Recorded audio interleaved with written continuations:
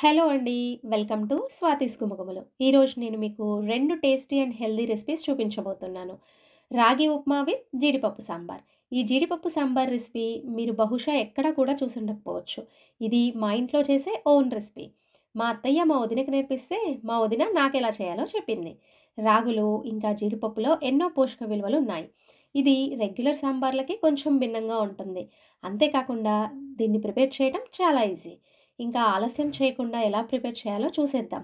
మా ఇంటి recipe skip కాకుండా వీడియో మొత్తం చూసేయండి. ముందుగా మనం రాగి ఉప్మాని ఎలా చేయాలో చూసేద్దాం. మనకి మార్కెట్‌లో 2 రకాలుగా ఈ రాగి రవ్వ దొరుకుతుంది. ఒకటి కొంచెం ఎక్కువ సన్నగా ఉండేది, మరొకటి కొద్దిగా దొడ్డుగా ఉండేది. మీరు తీసుకునే రవ్వని బట్టి వాటర్ కొలత తీసుకోవాలి. నేనిప్పుడు మీకు దొడ్డు రవ్వతో ఎలా చేయాలో చూయిస్తున్నాను. ఒక బాండీని మీడియం ఫ్లేమ్‌లో ఉంచి రవ్వని కొద్దిగా వేగనివ్వాలి. ఇలా చేయటం వల్ల మనకి రవ్వ వాటర్‌లో వేసినప్పుడు ఉండలు కట్టకుండా ఉంటుంది. అలాగే ఉప్మా కూడా చాలా పొడిగా వస్తుంది. ఇలా ఒక 2-3 నిమిషాలు మీడియం ఫ్లేమ్‌లో వేగినాక దీన్ని ఒక ప్లేట్‌లో చల్లారనివ్వాలి. రవ్వ చల్లారేలోపు ఒక బాండీ తీసుకొని ఉప్మా తాలింపు చేసుకుందాం. ఒక బాండీ లేక గిన్నె తీసుకొని దాంట్లో 2 టేబుల్ స్పూన్ ఆయిల్ వేసుకోవాలి. నేను టిఫిన్స్, కర్రీస్‌లలో కోకోనట్ ఆయిల్ వాడతాను. ఈ కోకోనట్ ఆయిల్ వాడటం వల్ల వంటల రుచి పెరగటంతో పాటు హెల్త్ పరంగా కూడా చాలా మంచిదని నేను ఈ మధ్య ఒక డాక్టర్ ఇంటర్వ్యూలో చూశాను.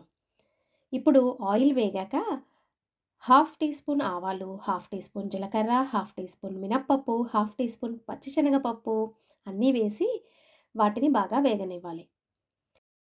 తాలింపు గింజలన్నీ వేగాక కొద్దిగా తరిగిన ఆనియన్ ముక్కలు, కొద్దిగా తరిగిన క్యారెట్ ముక్కలు, తరిగిన పచ్చిమిర్చి వేసి వేగనివ్వాలి. అలాగే రుచికి సరిపడా సాల్ట్ కూడా వేసి కొంచెం వేగనివ్వాలి.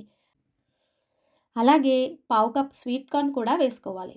ఈ స్వీట్ కార్న్ వేయటం వల్ల చూడటానికి కలర్‌ఫుల్‌గా ఇంకా ఉప్మా ఇష్టపడని పిల్లలు కూడా తింటారు. కొంచెం ఒక టీ స్పూన్ అల్లం వెల్లుల్లి పేస్ట్ కూడా వేసి అన్నీ కూడా కొద్దిగా వేగనివ్వాలి. ఇప్పుడు ఒక కప్ దొడ్డు రవ్వకి 3:30 కప్ వాటర్ తీసుకోవాలి. మీరు కనుక సన్న రవ్వ తీసుకుంటే 2:30 కప్స్ సరిపోతుంది. నేను దొడ్డు రవ్వ తీసుకున్నా కాబట్టి 3:30 కప్స్ వాటర్ తీసుకున్నాను. అలాగే పుదీనా, కొత్తిమీర కూడా వేసుకోవాలి. వాటర్ బాగా మరగనివ్వాలి. ఇలా మరిగాక ఒక కప్ దొడ్డు రవ్వని గరిటెతో కలుపుతూ వేసుకోవాలి. ఇప్పుడు స్టవ్‌ని లో ఫ్లేమ్‌లో ఉంచి ఆ మొత్తం మిశ్రమాన్ని మధ్య మధ్యలో కలుపుతూ ఉండాలి. ఇలా కలపకపోతే రాగి ఉప్మా అడుగంటుతుంది. మూత పెట్టి 2 మినిట్స్ అయ్యాక మళ్ళీ ఒకసారి మూత తీసి కలపాలి. ఇప్పుడు ఒక టీ స్పూన్ నెయ్యి లేదా నూనె ఉప్మా మీద చుట్టూ వేసి మూత పెట్టి 2 మినిట్స్ మగ్గనివ్వాలి. చివరికి ఒక్కసారి మూత తీసి మరొక్కసారి కలుపుకోవాలి. అంతే అండి. ఎంతో టేస్టీగా ఉండే రాగి ఉప్మా రెడీ. ఇప్పుడు మనం జీడిపప్పు సాంబార్ ఎలా చేయాలో చూద్దాం. దీనికి ముందుగా 2 టేబుల్ స్పూన్స్ పచ్చిశనగపప్పుని ముందుగా కడిగి పెట్టుకోవాలి. ఒక కుక్కర్‌లో ఒక క్యారెట్ తరిగిన ముక్కలు, ఒక టమోటా తరిగిన ముక్కలు, కొద్దిగా తరిగిన ఆనియన్ ముక్కలు, కడిగి పెట్టుకున్న పచ్చిశనగపప్పు, కొద్దిగా రుచికి సరిపడా చింతపండు, 10-12 జీడిపప్పు, 2 పచ్చిమిర్చి, ఒక టేబుల్ స్పూన్ ధనియాలు వేసుకోవాలి.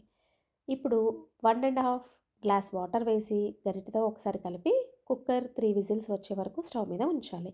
3 విజిల్స్ రాగానే స్టవ్ ఆఫ్ చేసి పూర్తిగా విజిల్ పోయాక ఆ మొత్తం మిశ్రమాన్ని చల్లారనివ్వాలి. ఇలా చల్లారాక ఒక మిక్సీ జార్‌లో తీసుకొని బాగా మెత్తని పేస్ట్ చేసుకోవాలి. ఇప్పుడు ఒక గిన్నె లేదా బాండీ తీసుకొని కొద్దిగా ఆయిల్ వేసి తాలింపు గింజలు వేసుకోవాలి. అవి వేగాక కొద్దిగా కరివేపాకు వేసి మెత్తగా పేస్ట్ చేసుకున్న మిశ్రమాన్ని ఆ తాలింపులో వేసుకోవాలి. ఇప్పుడు రుచికి సరిపడా సాల్ట్ వేసి కలపాలి. అలాగే ఒక టీ స్పూన్ పసుపు, ఇంకా మిక్సీ చేసుకునేటప్పుడు మిగిలిన వాటర్ కూడా యాడ్ చేసుకోవాలి. మీకు ఇంకా ఆ మొత్తం మిశ్రమం మరీ మందంగా అనిపిస్తే ఇంకొంచెం వాటర్ కూడా కలుపుకోవచ్చు. ఇప్పుడు ఒక టీ స్పూన్ అల్లం వెల్లుల్లి పేస్ట్, ఒక టీ స్పూన్ జీలకర్ర పొడి కలుపుకోవాలి. తీపి ఇష్టపడే వాళ్ళు ఒక టీ స్పూన్ బెల్లం కానీ, షుగర్ కానీ కలుపుకోవచ్చు. చివరగా కొద్దిగా కొత్తిమీర, పుదీనా వేసి బాగా మరిగించుకోవాలి. అంతే అండి. ఎంతో రుచిగా, ఎన్నో పోషక విలువలతో కూడిన జీడిపప్పు సాంబార్ రెడీ. ఎలాంటి హడావిడి, ఎక్కువ ఎక్కువ కూరగాయలు వేయకుండా చాలా సింపుల్‌గా దీన్ని ఈజీగా చేసుకోవచ్చు. రొటీన్‌గా ఉప్మాలోకి చట్నీ బదులు ఇలా సాంబార్ వెరైటీగా బాగుంటుంది. మార్నింగ్ ఎంత హడావిడి ఉన్నా కూడా ఈజీగా ప్రిపేర్ చేసేసుకోవచ్చు. ఈ సాంబార్ ఇడ్లీ, వడ, అన్నంలోకి కూడా చాలా బాగుంటుంది. బ్యాచిలర్స్ ఇంకా వైఫ్ ఊరెళ్ళినప్పుడు వంటరాని హస్బెండ్స్ దీన్ని సింపుల్‌గా చేసేసుకోవచ్చు. మీరు తప్పకుండా మా ఇంటి వంటను ట్రై చేసి ఎలా కుదిరిందో కామెంట్ సెక్షన్‌లో తెలపండి. అలాగే ఇంకా నా ఛానల్‌ని సబ్స్క్రైబ్ చేసుకొని వాళ్ళు తప్పకుండా నా ఛానల్‌ని సబ్స్క్రైబ్ చేసుకోండి. ఇంకో న్యూ రెసిపీతో మళ్ళీ కలుద్దాం. ఇట్లు మీ స్వాతిస్ గుమగుమలు.